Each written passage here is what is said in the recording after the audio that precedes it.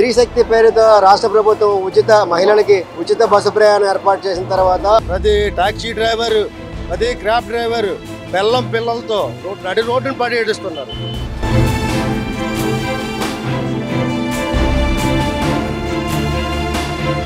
గత ప్రభుత్వంలో అయితే మాకు ఇబ్బందులు అయితే లేవండి. ఈ ప్రభుత్వం వచ్చిన తర్వాత మొత్తం మా పొట్ట కొట్టేశారు. ఏంటంటే రోడ్డును పడిపోయాం.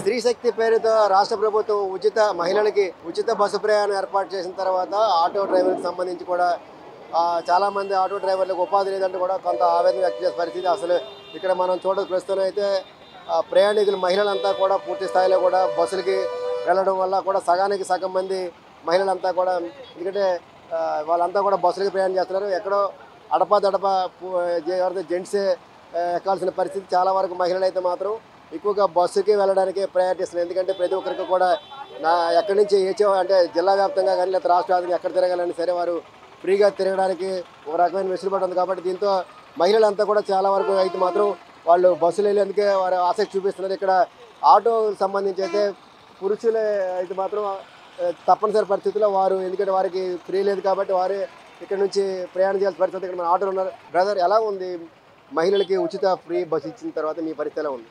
ఆ పరిస్థితి ఏముందండి, అసలు బాగాలేదు మా పరిస్థితి. రోడ్డు మీద ఏం చేస్తున్నాం మాకే తెలియట్లేదు. ఎవడు ఎక్కట్లేదు. ఎవడు ఎక్కుతున్నాడు? ఆడవాళ్ళు అడిగితే బస్సు ఫ్రీ అంటున్నారు. మగవాళ్ళు ఎక్కుతారా? మగవాళ్ళు ఎక్కుతున్నారు. రేటు ఆడవాళ్ళు వెనకాల మగవాళ్ళు వస్తున్నారు, మగవాళ్ళు బస్సు ఎక్కేస్తున్నారు. ఏం చేస్తాం? మా పరిస్థితి ఆటోలు అమ్ముకొని తినాలి. ఇప్పుడు ఆటో డ్రైవర్ తీవ్ర ఆవేదన వ్యక్తం చేస్తున్నారు. ఎలా ఉంది బాబాయ్, ఉచితంగా మహిళలకు పెట్టిన తర్వాత ఎలా ఉంది పరిస్థితి? అది రాజంటే ప్రతి ఆటో డ్రైవరు, ప్రతి టాక్సీ డ్రైవరు, ప్రతి క్రాబ్ డ్రైవరు పిల్లలతో నడి రోడ్డును పడి ఏడుస్తున్నారు. అది పరిస్థితి.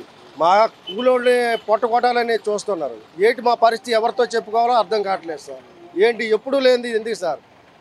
మేము రోజు కష్టపడితే 500 మిగలడం చాలా కష్టం. ఆ 500లో కూడా ఇప్పుడు కనీసం 200 రూపాయలు కూడా మిగలలేదు. మా బాధలు ఎవరితో చెప్పుకోవడం తెలియదు సార్, అనకూడదు. కానీ అలా ఉందండి మా పరిస్థితి.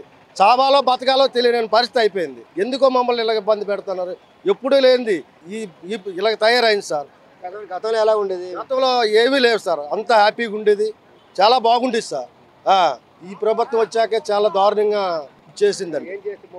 మాకు ఏదైనా ఉపాధి కల్పిస్తే మాకు చాలండి. సీఎం గారు మొన్న ఆగస్టు 15ని ఆటో డ్రైవర్లకి ఏదో ఉపాధి కల్పించాలని చెప్పారు, కానీ అది లేదు. మాట తప్ప ఆయన చేసే పని లేదు. మా బ్రతుకులు ఎవరితో చెప్పుకోవాలండి? తనతోనే చెప్పుకోవాలి తప్ప వేరే వాళ్ళతో చెప్పుకునే పని లేదు. ఆయన అన్నారు ఆటో డ్రైవర్కి ఏదో ఉపాధి కల్పించాలని. ఏది ఎక్కడుంది? మాట అండమే తప్ప చేయడం లేదు సార్. తీవ్ర ఆవేదన వ్యక్తం చేస్తున్నారు. ఎందుకంటే ఎలా ఉంది బ్రదర్, మహిళలకు ఉచిత బస్ ప్రయాణం ఎలా ఉంది? ఏముందంటే చాలా ఇబ్బంది పడుతున్నాం సార్. సర్వీసులు కూడా లేదు సార్. ఈ ఫ్రీ బస్ వచ్చిన తర్వాత మరి ప్రజలందరూ పడుతున్నాం. తర్వాత ఈ అమ్మఒడి అనగా ఉన్నోళ్ళకే వేసినాక లేని వాళ్ళకి మాకు అమ్మఒడే పర్లేదు సార్. ఫస్ట్ అప్పుడు బాగానే ఉండేది సార్, కొద్ది పర్లేదు బాగా. కానీ ఈ ఫ్రీ బస్ వేసిన తర్వాత అసలు లేడీస్ ఉంది మాకు కస్టమర్లు ఆలే కదా సార్. దేవుడితో సమానం అన్నట్టుగా ఆలే మాకు కస్టమర్లు అనకూడదు. కానీ ఈ ఫ్రీ బస్ ఎప్పుడు వేసాడో మాకు బేరాలు అలాగే ఇది అయిపోయింది. ఇప్పుడు 500 కూడా చేయడం కష్టమైపోతుంది సార్. అలాగే అయిపోయింది సార్. లేడీస్ కంప్లీట్గా ఎక్కట్లేదా?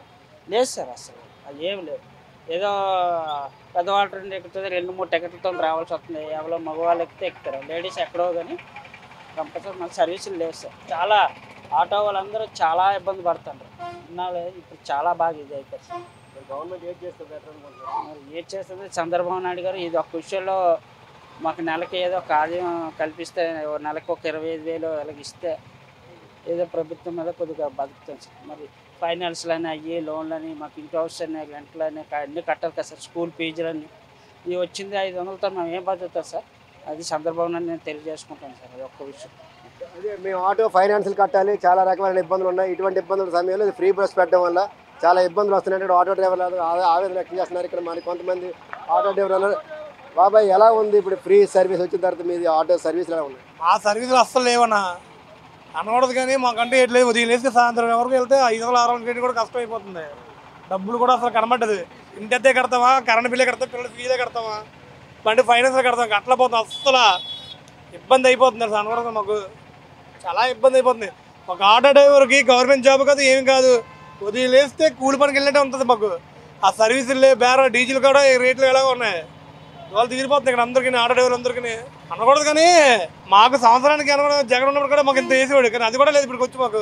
తీవ్ర ఆవేదన వ్యక్తం చేస్తున్నారు. సర్వీసులు లేవు, ఎటువంటి ఇబ్బందులు ఉన్నాయి ఫ్రీ బస్ వల్ల? గత ప్రభుత్వంలో అయితే మాకు ఇబ్బందులు అయితే లేవండి. ఈ ప్రభుత్వం వచ్చిన తర్వాత మొత్తం మా పొట్ట కొడిశారు ఏకంగా. ఎందుకంటే రోడ్డును పడిపోయాం. గ్రామీణ ప్రాంతాలు అయితేనేటి, మెయిన్ రోడ్లు అయితేనేటి అన్ని దగ్గర కూడా చాలా ఎఫెక్ట్ తగిలింది ఆటో. నెల వచ్చేటప్పుడు 11,000 రూపాయలు వాయిదా కట్టుకొని, ఇంటి అద్దెలు కట్టుకొని, పిల్లలందరూ చదివించుకొని బతకాలని చాలా ఇబ్బంది పడిపోతున్నాం. మరి ఒకసారి ఆలోచించాలా, గవర్నమెంట్ ఆటో డ్రైవర్లకు ఏదైనా ఉపాధి కల్పించాలా, ఇమ్మీడియట్గా యాక్షన్ తీసుకుంటే బాగుంటుందని కోరుకుంటున్నాం. మేము రోడ్డును పడిపోయాం. ఒకప్పుడు ఉన్న సర్వీస్ 4 రోజులు చూసి చాలా డల్ అయిపోయి వారం పోతే అసలే పోతే కొత్త బళ్ళు ఉన్న వాళ్ళందరూ కూడా సెటిల్కి వెళ్ళిపోవాల్సింది.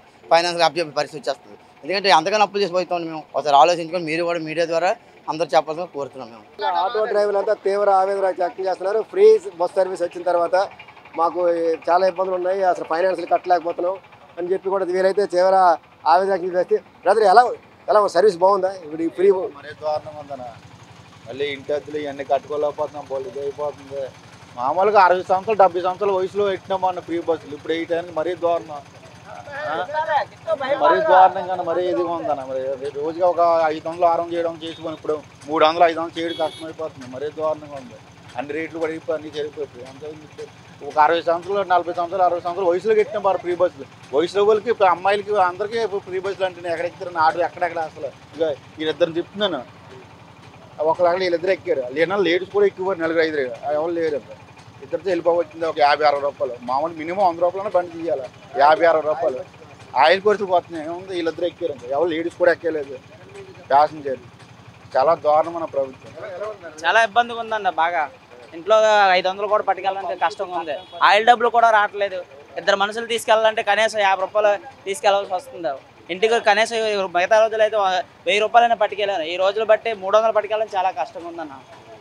అంత దారుణమైన పరిస్థితి ఉంది ఆటోల పరిస్థితి. మా పొట్ట కొట్టినట్టుగా ఉందన్న. పట్టుకోమని ఫ్రీ బస్సులు ఎవరు వద్దని లేదు, కాకపోతే మాలాటోళ్ళకి ఇబ్బందికరంగా ఉంది ఆటో వాళ్ళ పరిస్థితి. ఆటో డ్రైవర్లు తీవ్ర ఆవేదన వ్యక్తం చేసే పరిస్థితి.